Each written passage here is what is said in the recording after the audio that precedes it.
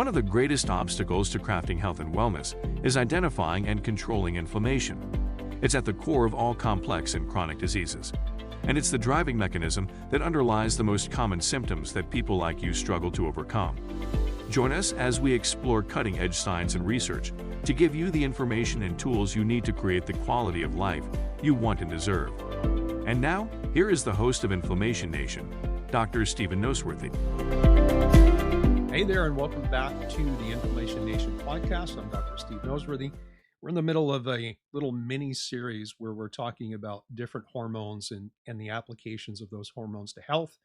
And we're trying to go through the discussion with some semblance of order where we're kind of ranking hormones in terms of their metabolic importance. So we started with thyroid. We just finished a couple of sessions or episodes where we talked about insulin.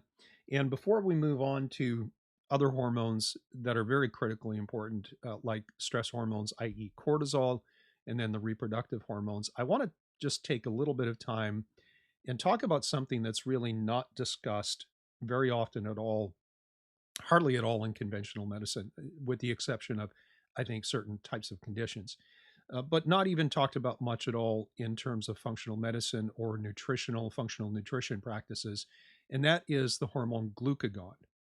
Now, glucagon is the, let's call it the counter-regulatory opponent of insulin. And insulin, of course, is quite important. And if we can characterize it as our storage and grow hormone, then glucagon is the opposite of that. It is the liberate and use hormone. And what I mean by that is when we look at hormonal responses to food like dietary macronutrient intake, with insulin, you're going to get a large insulin bump or spike, depending on the type of carbohydrate you're eating and how much you're eating. But basically, insulin responds predominantly to carbohydrates, whether they're eaten alone or in combination with other macronutrients in what we might call a mixed macronutrient meal. You get some insulin response from protein ingestion just by itself, but you get very little insulin response from eating fats. But nevertheless, if we eat food with carbohydrates in it or eat carbohydrates by itself, insulin goes up so we can take that glucose and take it out of the bloodstream, put it into the cells. And if it's a muscle cell, we'll use that, for example, to create energy for muscular movement, for activity and exercise. We might store some of it in the muscle in the form of, say, glycogen. Glycogen storage happens in the liver. And then we talked just a little bit in a couple of episodes about how insulin causes fat cells to grow, because that's part of what insulin's job is to get nutrients into cells, including fat cells. Well, glucagon does the exact opposite. And so, honestly, we can't really have a sensible conversation about insulin or its action or someone's insulin level without also having a discussion about glucagon, where it comes from, what it does, and then ultimately how we might be able to manipulate that. Now, we have some tools to measure it. We can measure it through standard labs. And predominantly, the way that we manipulate glucagon levels is through changing our macronutrient intake, just the same thing as with insulin. And so ideally, you kind of want to look at both of those at the same time to see how these counter-regulatory hormones are balancing out, because depending on the upswing or the downswing of either insulin and or glucagon, going to have a different metabolic effect. So for example, if your insulin is high and your glucagon is low, then that is an absolute metabolic signal for your body to take nutrients and to pack it away, to store it away for long term. And that would include, again, glycogen in liver and muscles, and then fat in your fatty tissue. And unfortunately, in most cases, when we're dealing with a hormonal environment where we have high insulin, low glucagon, the cells that are going to grow the most are actually going to be the fat deposits in the liver, as well as the adipocytes or the fat cells themselves. And so let's talk about glucagon. So glucagon also is produced by the pancreas. So the pancreas has several different functions. It has the secretory function where it makes hormones. It also has another function where it produces things like pancreatic enzymes, which is a broad base of enzymes designed to finish off the digestion of proteins, fats, and carbohydrates, which, that functionality is contributed with stomach acid in the stomach, obviously, as well as bile from the gallbladder, etc. And so the pancreas makes enzymes to aid in the digestive process, but the beta cells of the pancreas make insulin, but there's also another population of cells called alpha cells, which make this hormone called glucagon. And I guess it kind of makes sense from a design standpoint to have these two opposing hormones produced from the same system. To me, that makes sense from a design perspective. And so anytime that we eat a mixed meal, because most of us are not, well, I shouldn't say that, because there are a lot of people who eat predominantly carbohydrates, a very low protein, very low fat intake. There are some people who swing the other way and they have lots of protein and fat, very little carbohydrates. But let's take the average North American Western diet, and that's kind of spreading across the globe. So I don't even know if we can call it the standard American diet anymore, because it seems to be becoming a global phenomenon. But let's say that you have a mixed macronutrient meal where you've got some fat, some carbs, and so protein all together in one place. What ends up happening is your pancreas is going to essentially sense the macronutrient profile, and it's either going to increase the production of insulin or glucagon in some balance to accomplish the task of being able to take those nutrients and compartmentalize them, either to be used as fuel, protein and amino acids for building blocks. And so on the fuel side, we're talking about using carbohydrates or using fatty acids. But for the most part, when you start to look at this kind of intelligent aspect of how the system is designed, if you are to eat predominantly carbohydrates, you're going to get an insulin spike, and actually glucagon is going to be inhibited. And this is, if you want a recipe to increase your body fat, all you need to do is eat carbs alone, eat a lot of carbs in comparison to protein and fat.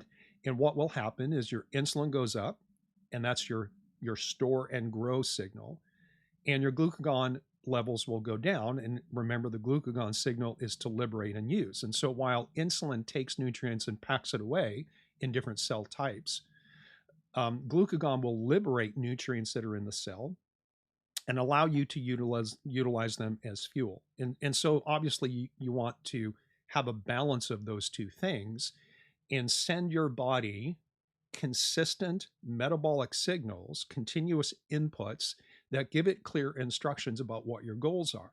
So listen, if your goal is to increase your body weight and your body fat, just eat lots of carbs and hardly any fat and protein, and eat carbs by themselves. That's where you will maximize your insulin output, minimize your glucagon output, and the end result is going to be you're going to gain body fat either by increasing the number of fat cells you have or the amount of fat that's stored in the cells. You're probably going to get a non-alcoholic fatty liver along the way, and your muscles are not going to be very efficient at utilizing fuel, and that might present as fatigue and all these kind of things.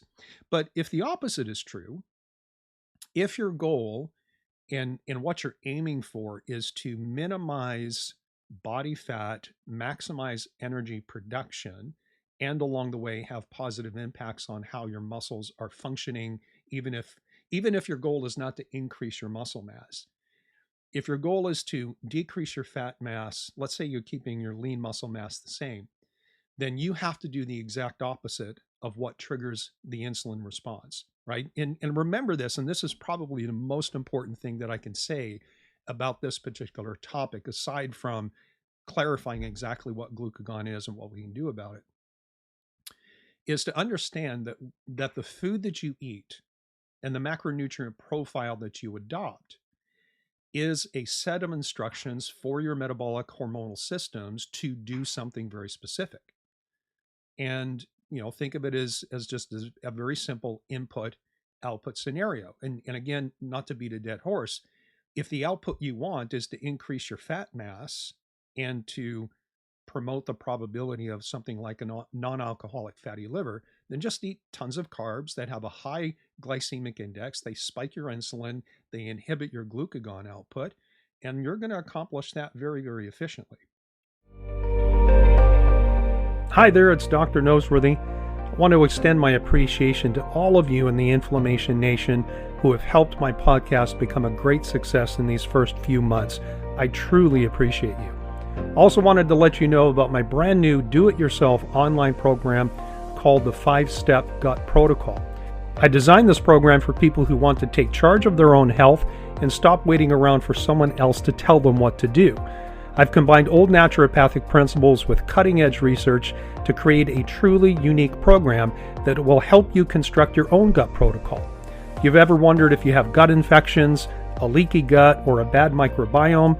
Then this program will walk you through the steps to figure that out and gives you the tools that you need to formulate a practical strategy to help make things better. I guarantee at the end of this course you'll know more about your gut than your doctor does, and you will feel confident that you know how to address your unique situation.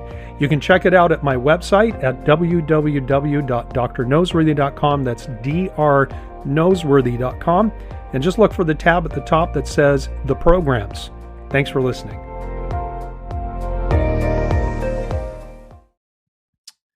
Let me go back to that goal that most of us have, which is to decrease our body fat.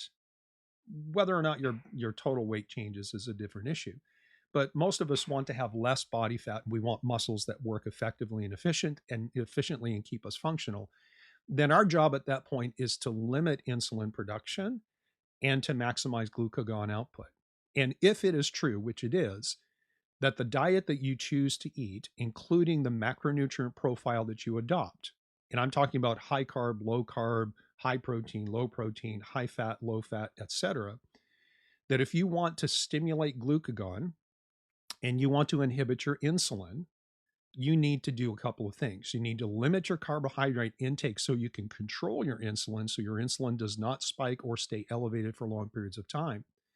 And you want to use the protein in your diet to stimulate the production of glucagon. That is our primary tool to keep a balance between insulin and glucagon so that we can promote our goals. Now, one of the unfortunate things, and I don't want to turn this into a weight loss or a fat loss episode or lecture, but one of the unfortunate things that came out of, say, gosh, the Snackwell generation in the 1980s, where everybody, it seems, became fat phobic, is that there kind of has been this swing in terms of increasing carbohydrate intake, and especially in the last 5 to 10 years, an increased emphasis on increasing plant-based foods, which is not necessarily a bad thing, although we might have a series of episodes talking about that. My point is that over the last 10 to 20 years, 30 years, almost 40 years now, we have been getting bad information from those who control dietary guidelines in terms of emphasizing, I would say, overemphasizing carbohydrate intake and minimizing the intake of protein and healthy fat. And what that is doing is it's shifting this balance between insulin and glucagon, where insulin is chronically activated, glucagon is chronically depressed. And that means we store and grow when we can't liberate and use. And that's exactly what we need if we want to do things like controlling our blood sugar and promoting things like fat loss and muscle functionality and efficiency. So let me just kind of sum up by saying this, is that insulin control is absolutely important, but the other part of that equation is to make sure that you are stimulating glucagon.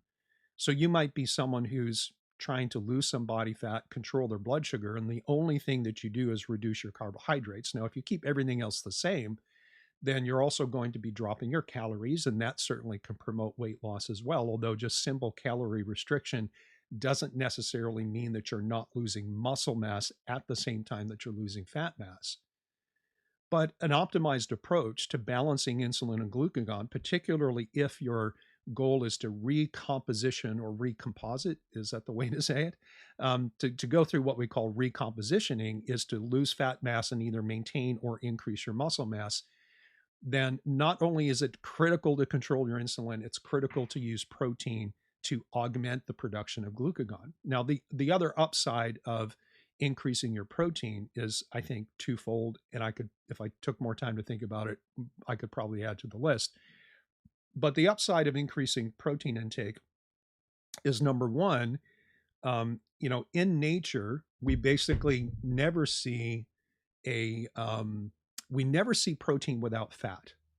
That is how protein comes. It comes prepackaged with fat, and that should be a big clue to us that protein and fat should probably be consumed together. It doesn't tell us what amounts would be appropriate. It just says that there's a key biological and biochemical relationship between protein and fat, and then carbohydrate kind of sits off by itself.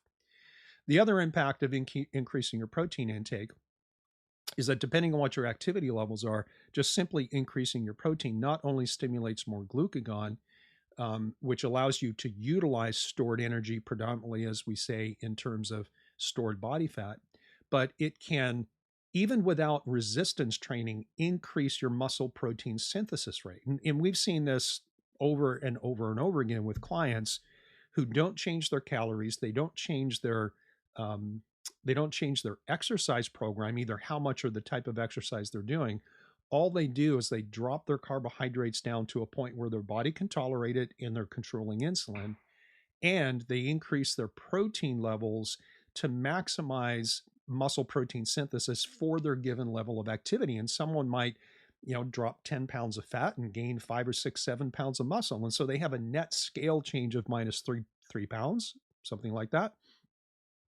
But they look and feel totally different because they dropped a bunch of fat and added a little bit of muscle. And if they wanted to go beyond that and increase either the quality of their resistance training, or start it if they've not done it, or do a different kind, then we can start to see the disparity, or the difference between fat mass and lean mass continuing to improve.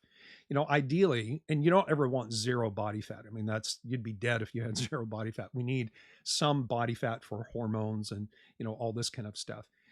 But most of us want to change the relationship between the body fat we carry and the muscles that we have. In fact, I would say this, if I've not seen this before in this podcast, I think I've said it a couple of times, is that the number one predictor of aging independence, being able to grow old, be functional, and not need someone to take care of you in your basic necessities, the number one predictor of aging independence is your absolute strength, which is tied to your muscle mass and how you use it on a routine basis. And so let me just end with this. And I know I said I was going to end it a couple of minutes ago.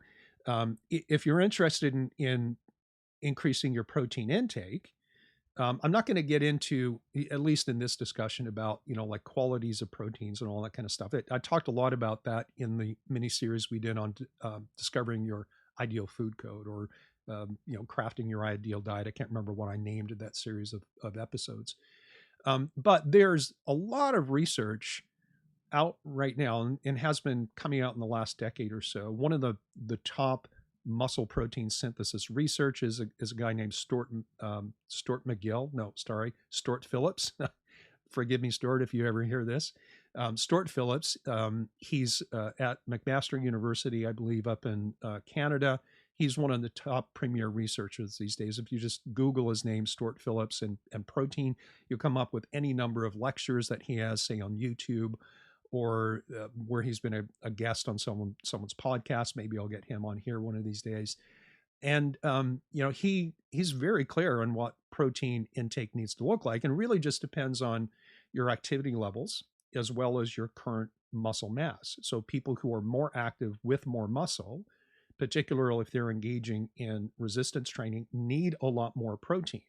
Now, in adopting that kind of approach, engaging your protein intake based on your muscle mass and your activity levels, and if you're at the same time controlling insulin by controlling your carbohydrates, that is the perfect recipe for dropping body fat and increasing muscle. And that goes a long way to maintaining health and wellness, as well as functionality and aging independence. So what are the basic guidelines? I'm just going to give this to you very quickly. You can pause and replay it if you want. If you are sedentary, then you need to eat a minimum of half of your body weight in grams of protein. So if you weigh 140 pounds and you are sedentary and you don't lift weights or go to the gym with any regularity or frequency, then you need to eat half of 140. You need to eat a minimum of 70 grams of protein. Now, don't confuse 70 grams of protein with the weight of the animal protein you might be eating. So if you take 70 grams of a chicken breast, that does not contain 70 grams of protein. So the protein is the protein content in the chicken or the fish or the beef or the lamb or whatever it is that you're eating. Now, on the other end of the scale, if you are really trying to increase your muscle mass and you're doing a lot of resistance training, you can consume 1 to 1.2 grams of protein per pound of body weight. And that's a lot. Like, I'm 210 pounds. And so on a routine basis, I train a lot. And so what you want in a circumstance like mine, if you're continuing to support your muscle and maybe even add some more, I eat routinely 190 to 200 grams of protein on a daily basis. Now, most of us are going to be somewhere between those two extremes, right? Hopefully you're not totally sedentary with very small muscle mass, and you may not be as large as I am. You might be bigger and more muscular, doing more exercise. But the point is this, is that if we target something like, especially if you're mildly active, if we target somewhere around 0.6 to 0.7 grams of protein per pound of body weight, your existing body weight, then I think you're probably going to be in a good place. And there are a couple of other ways to do it. You can base your protein as 1 gram of protein per goal weight if you're trying to lose weight. Let's say you're 180 pounds and you want to be 140. You could eat 140 grams of protein today. That would per day, that would promote your goals. Or you could do it based on your current muscle mass, which means you need to know what your body weight is as well as your body fat mass. Subtract those two numbers, you get your lean body mass, and you can eat your protein based on that number, 1 gram per pound of lean body mass. Like I said, I know I went through that quickly, but that's the advantage of podcasts and YouTube videos, is that you can hit pause, you can go back, and you can play it again. So in summary, I kind of went a little bit off field, but I think I communicated just the core things that you need to know about glucagon. It is the opponent and does exactly the opposite of insulin.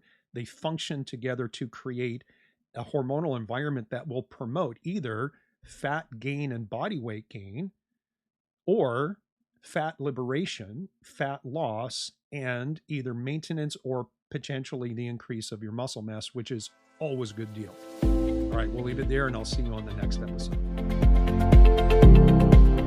Thank you so much for listening to the Inflammation Nation. If you found this episode valuable, please rate, review, and subscribe to our podcast.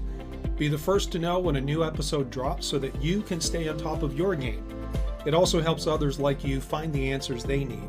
And why not head over to my main website, drnoseworthy.com, that's drnoseworthy.com, to explore my personalized functional medicine coaching programs, submit a question to the podcast, maybe take a quiz, or even reach out to me using the contact form that you can find there. We'll see you next time.